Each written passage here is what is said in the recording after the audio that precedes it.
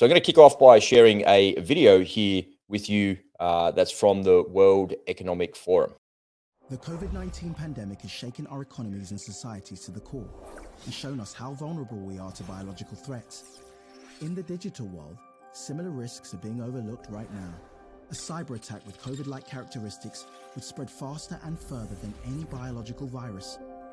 Its reproductive rate would be around 10 times greater than what we've experienced with the coronavirus.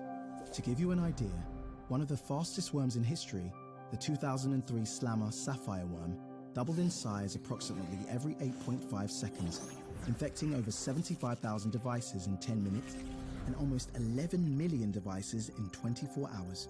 Fortunately, at least until now, cyber attacks have not impacted our health the way pandemics have, but the economic damages, and therefore the impact they have had on our daily lives, have been equal and sometimes even greater. You see, the only way to stop the exponential propagation of a COVID-like cyber threat is to fully disconnect the millions of vulnerable devices from one another and from the internet. All of this in a matter of days. A single day without the internet would cost our economies more than $50 billion, and that's before considering the economic and societal damages should these devices be linked to essential services such as transport or healthcare. As the digital realm increasingly merges with our physical world, the ripple effects of cyber attacks on our safety just keep on expanding at a faster pace than what we're preparing for. COVID-19 was known as an anticipated risk. So is the digital equivalent. Let's be better prepared for that one. The time is now. They create some pretty slick videos there, that's for sure, and they know how to get their message out there and they strike at the heart of your emotions, right? They're wanting you to feel something about that, to go, oh my God, that is like, I didn't know that IT viruses and worms could spread like that. Oh my God, that's scary. And what they're doing is they're manipulating your emotions to point you towards the narrative that they're wanting to perpetuate. And the narrative that they want to perpetuate is that cybersecurity is the next big problem and the next worldwide problem that we're going to face. But don't worry, we're here to save you. We're here to solve that problem for you. You don't have to worry about anything because we're prepared this time. We weren't prepared last time, but we were prepared this time. But the reality is, when you rewind the clock to 2018, 2019, the WEF, the World Health Organization, and all of the so-called unelected powers that be were running exercises about a SARS-like outbreak.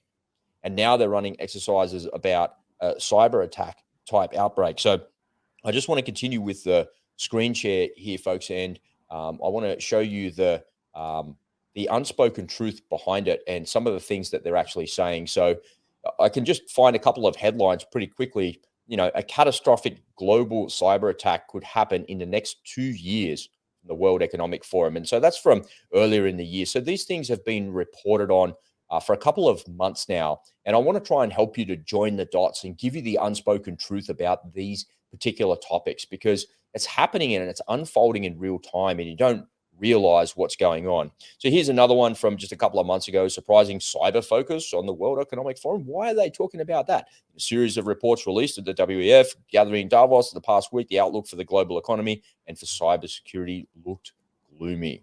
So if we keep going, World Economic Forum officials warn of global instability could lead to a catastrophic cyber event. So we've never ever had in our lifetimes as much global instability as we have now.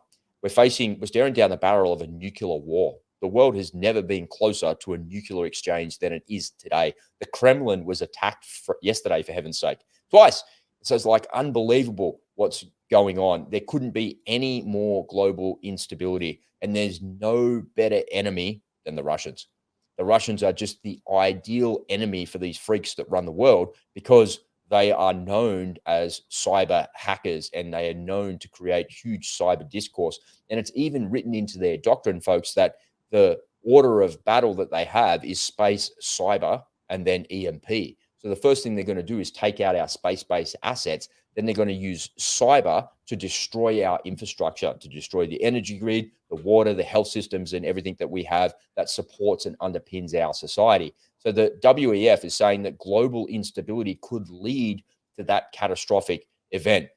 if I keep going, this is the WEF website, and how does your industry compare when it comes to the financial losses and exposures of cyber threats? So I've done all the reading and watched all the videos for you. So they look at here, government and healthcare are the most impacted. So I'm showing you this chart here to say, here's the percentage of probability of it's going to happen, and this is what it would cost here. So just have a look: public admin, healthcare, education, financial systems, accommodation, professional services, information, manufacturing, retail. But up here is the government ones. These are the big ones. Here in Australia, we've had the biggest cyber attacks we've had in the last year.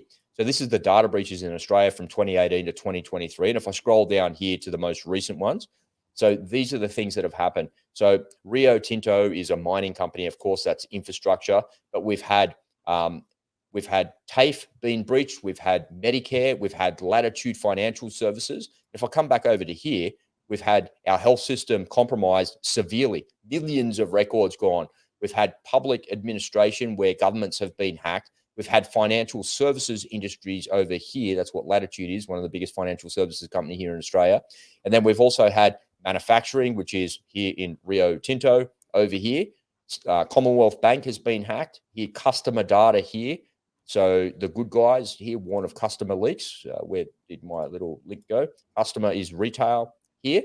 So everything that the World Economic Forum is saying about threats and about cybersecurity is actually coming to pass. And if you scroll down and you look at the breaches for the year before, so you're looking at Telstra. There's a massive Telstra breach here in Australia at the end of last year, which compromised like literally millions of people's records. If you have any sort of health insurance, or you're connected to a mobile phone, or you get a credit card in your wallet, you've been hacked. Yeah. And when the companies come out and they say that our company has been hacked, it's actually technically incorrect. I've been hacked. Yeah. You've got my information. My information is now on the dark web. My name, my address, my email, my phone numbers, my credit card numbers, my health records, all of the things that are associated with my digital ID are now in somebody else's hands. They've been sucked up and then they've been absorbed by somebody else like that. So cybersecurity is something that is either perpetrated by the Communist Party of China, the CCP, the North Koreans, or the Russians. Yeah, so they're the three adversaries that we're up against, and they're the people that are causing all of this trouble. And the WEF are quite right in pointing out that that is one of the biggest threats to us. But I also think that if you look at this at a micro level, you see it for what it is, and you go, "Oh, they're hacked again. They're incompetent. It's a data breach." Or you were complaining before we got going here that you had to update something, and update something is because there's gaps in it and there's holes in it that developers have found that you can go in there and, hey, if there's a gap here, then we need to plug that gap, so we need to put the update out. That's why your iPhone has an update like 25 times a week, because there's continuous flaws in it like that. If you notice, Android doesn't have that many updates because it doesn't need to be updated, because the CIA just listen to everything you're saying on your phone. So, right, it's hacked already. I don't know how we can update the hack. That's already there. I don't care about it. Whatever. There's nothing you can do. It's just part of living in this world that we live in. But look, I think the cybersecurity threat that we face goes hand in hand with the collapse of the banking system. And that ties back to the central bank digital currencies, which I'll close out today's show with and explain to you how you can join the dots with all of these things. So they seem like they're separate and they're isolated, and they are, but they're all also very intimately interconnected. And that's because we live in a globalized world as well. There's no banking that happens on planet Earth that doesn't touch New York. If there's an international transaction, at some point it's in New York for maybe just nanoseconds as it touches that computer, but it's going through the computers in that part of the world. And if that goes away because of a cyber attack, because the grid goes down, because servers are destroyed for a variety of different reasons, then life as you know it will come to a complete stop. It'll come to an end, and it's something that is happening right now in front of us. We've never seen here in Australia so many cyber attacks. I can guarantee you that several people in Australia have been hacked on multiple occasions now. So if you have got a Telstra phone in your pocket, and then you were part of Medibank as your health system, then you've been hacked twice. And then if you were part of the good guys and you purchased something from that retail outlet, one of the major retail outlets here in Australia, you were hacked again. That's the third time. And then it just keeps going.